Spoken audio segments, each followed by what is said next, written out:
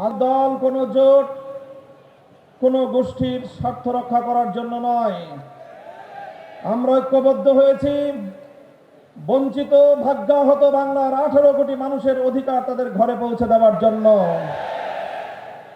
বাংলাদেশের মানুষ অনেক শোষণ এবং বঞ্চনার শিকার।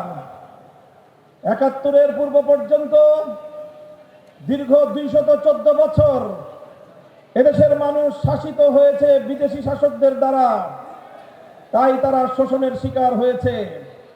71-এর মহান মুক্তিযুদ্ধের মাধ্যমে অর্জিত বাংলার স্বাধীনতার পর এদেশের মানুষের এক বুক ভরা স্বপ্ন ছিল, আশা ছিল, এখন যেহেতু দেশি শাসকরা শাসন করবে, সুতরাং আমরা আর বৈষম্যের শিকার হব না। কিন্তু দীর্ঘ 54 বছরের পর বাংলাদেশের মানুষ যখন তাদের প্রাপ্তি এবং তাদের চাওয়া পাওয়ার হিসাব মেলাতে যায়, তখন তারা কি পায়? তারা দেখে যে শাসকের গায়ের চামড়ার রং পরিবর্তন হয়েছে, শাসকের জাতের পরিবর্তন হয়েছে, শাসকের ভাষার পরিবর্তন হয়েছে, কিন্তু বাংলার মানুষের ভাগ্য নিয়ে ছিনিমিনি খেলা, বাংলার মানুষের অধিকার ছিনতাই করবার শাসনের কোনো পরিবর্তন হয় নাই। শুধু এতটুকু পার্থক্য হয়েছে, আগে স্বাধীনতার আগে শাসকরা বাংলাদেশ থেকে শোষণ করে নিজেদের দেশে আমাদের সম্পদ লুটপাট করে নিয়ে যেত, আর স্বাধীনতার পর থেকে শুরু হলো আমাদের দেশীয় শাসকরা এদেশের জনগণের সম্পদ লুটপাট করে বিদেশে পাচার করে। সেই হিসেবে যারা আমার দেশ থেকে লুটপাট করে নিজেদের দেশে নিয়ে যেত, তাদের তুলনায় যারা আমার দেশের সম্পদ লুটপাট করে বিদেশে বেগম পাড়া করেছে, তারা দেশের জনগণের সাথে আরো বড় গাদ্দারি করেছে। তাই আজ 54 বছর পরে যখন দেশের মানুষের পিঠ দেয়ালে ঠেকে গিয়েছিল, আর কেউ কেউ শুধুমাত্র বাংলাদেশের মানুষকে ঈদের কথা শোনাতো, বলতো ঈদ আসবে, ঈদ আসবে, ঈদ আসবে, আন্দোলন হবে। 17 বছর, প্রায় 15 বছর পর্যন্ত বাংলাদেশের ভাগ্যাকাশে আর ঈদের চাঁদ উঠল না। মানুষের পিঠ দেয়ালে ঠেকে গেল। স্কুল থেকে আমার সোনার সোনামণিরা বেরিয়ে আসলো, কলেজ থেকে আমাদের তরুণ প্রজন্ম বেরিয়ে আসলো, আলিয়া মাদ্রাসা, কওমি মাদ্রাসা বিভেদের দেয়াল ভেঙে গুড়িয়ে দিয়ে রাজপথে নেমে আসলো।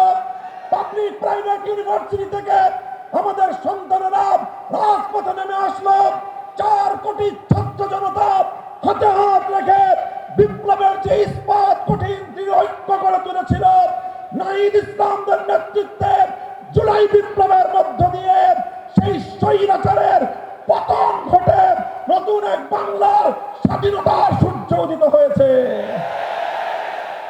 তাই আজ 24 পরবর্তী বাংলাদেশের মানুষের যে আকাঙ্ক্ষা, যে ইচ্ছা, যে অভিপ্রায়, সেটাকে যারা সম্মান জানাতে পারে না, বাংলাদেশের মানুষ তাদেরকে কোনোদিন গ্রহণ করবে না। মনে রাখবেন, 1,500 মায়ের কোল খালি হয়েছে, 1.5 সহস্রাধিক জুলাই যোদ্ধাদের শাহাদাতের রক্ত দিয়ে বাংলার এই মাটিকে পবিত্র করা হয়েছে। 30,000-এর বেশি যোদ্ধা হতো জুলাই যোদ্ধা, যারা কেউ পঙ্গুত্ব বরণ করেছে, অনেকে চিরদিনের জন্য দৃষ্টিশক্তি হারিয়ে অন্ধত্বকে বরণ করেছে। অনেক জুলাই যোদ্ধা আজও মাথায়, বুকে, পেটে জালিমের ছুড়ে দেওয়া বুলেট ধারণ করে আজও তারা দিন গুজরান করছে। একটা স্বপ্ন নিয়ে তারা বেঁচে আছে, একটা বাংলাদেশ হবে যেই বাংলাদেশের রাজনীতিতে সন্ত্রাস আর গুন্ডামি থাকবে না। একটা বাংলাদেশ হবে যেই বাংলাদেশের রাজনীতিবিদরা দেশের মানুষের তিল তিল করে কষ্টার্জিত সম্পদ দিয়ে গড়ে ওঠা বাংলাদেশের জাতীয় কোষাগার শূন্য করে তারা লুটপাট আর দুর্নীতির রাজনীতি করবে না। তাই আজ বাংলাদেশের মানুষ এদেশের বিগত দিনের রাজনীতির কাঁধে সওয়ার হওয়া এই 2 ভূতকে বিতরণ করার জন্য আজ ঐক্যবদ্ধ হয়েছে। এক নম্বর ভূত হলো বাংলাদেশের রাজনীতি থেকে গুন্ডামি আর সন্ত্রাসকে ঝেঁটিয়ে বিদায় করতে হবে। দুই নম্বর ভূত হলো বাংলাদেশের রাজনীতি থেকে লুটপাট আর দুর্নীতিকে চিরতরে বিদায় করতে হবে ইনশাআল্লাহ। তাই জুলাই বিপ্লবের মধ্য দিয়ে যে নতুন বাংলাদেশের যাত্রা শুরু হয়েছে, নাহিদ ইসলামরা জীবনকে ঝুঁকির মুখে ফেলে জালিমের বুলেটের সামনে আবু সাইদ মুগ্ধরা চিরটান করে দিয়ে যে বিপ্লবের সূচনা করেছিল ডক্টর শফিকুর রহমান সাহেবের নেতৃত্বে 11 দলীয় নির্বাচনী ঐক্যজোট আগামী 12 ফেব্রুয়ারি ব্যালট বিপ্লবের মাধ্যমে সোনার বাংলাদেশ গড়ে তুলবে ইনশাআল্লাহ। আমরা আখেরি কথা, আমার শেষ পয়গাম, জুলাই সনদ, জুলাই বিপ্লবের প্রশ্নে কোন নমনীয়তার সুযোগ নাই, আপোষের সুযোগ নাই। গণভোটে হা না না হা, হা না না হা, এই নাটকের অবসান ঘটাতে হবে। যারা হা না না হা করতেছেন, আপনারা 1,500 শহীদের রক্তের সঙ্গে গাদ্দারি করেছেন।